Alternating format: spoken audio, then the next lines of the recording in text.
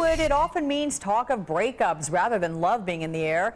A recent poll gauged some of the worst couplings ever in Hollywood, and topping that list, Ben Affleck and Jennifer Lopez. Brian Balthazar is the editor of PopGoesTheWeasel.com. And good morning. Weasel?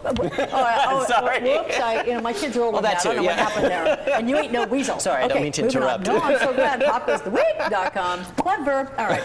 Let's get to this poll that came out. Yeah. Brian, we had Jennifer, the Benifer, that one-word nomenclature. Kiss of death, right?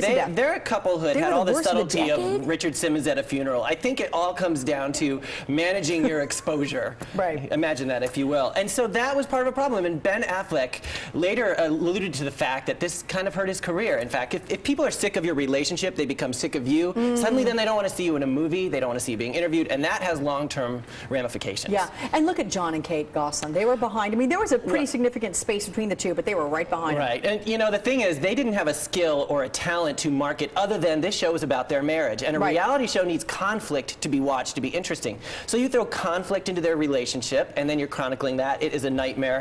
Jessica Simpson and Nick Lachey kind of said the same thing. The newlyweds, right? Yeah, they rose to fame on that show, and it was in part their demise as a relationship because they couldn't differentiate the blur of what's contrived conflict for the sake of a show and what's reality. And even to a lesser degree, you had Britney Spears and Kevin Federline. I mean, they had that show. It wasn't as big a deal, right? But still. Yeah, and you know, I think people unfortunately looked at that relationship with kind of a raised eyebrow to begin with, and it didn't help that Britney is a very public person. I mean, there's a certain stratosphere where you just can't get away from it, and I think it's very difficult for people to figure that out, especially if one of them is the bigger star, or you know, if they're both lobbying for some sort of public success. Well, which you have here, the case if you got Tom Cruise and Katie Holmes. We got 9.5% of the folks weighing in. Now they are still together. Yes. They're doing fine by all accounts, and they try not to talk about their marriage. And I was actually in France when he proposed. I was covering the War of the Worlds tour, and this was around the same time he was jumping on Oprah's couch, jumping up and down and screaming, and people were like, who is this person? And he had just changed publicists, he'd changed to his sister,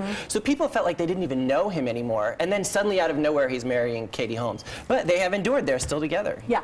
Do you think the fact that they don't talk about it refers to Brangelina, and the two of them, they've got the one-word name, and that you say is a kiss of death, but they don't talk about it, and they're still together, and by all accounts are just fine despite all the hoopla. Right, for what we know. And I think there's an interesting secret that Julia Roberts once told Oprah about when she's, and I'll ask you to come on camera for this because it's a visual cue.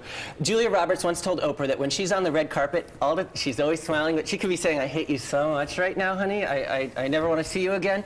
But if you smile, because the photographs, if they show you like this, they're going to use that on the cover saying you're miserable or angry. You know? Number one success story, Hollywood couples. What do you think? You know, I think they're the ones that, well, Joanne Woodward and Paul Newman were an amazing marriage. They also were in a time when we didn't have Facebook and Twitter and all these, all this internet coverage. But now I think Will and Jada Pinkett Smith are a great success story. Jada has once said, you know what, I would drop everything if it meant that I would save my marriage. I would drop my career. And that's a great testimony to them. Courtney Cox Arquette and David Arquette, they've gone on record as saying, you know what, this is a deal. A deal is a deal. We're in it for the long run, this marriage.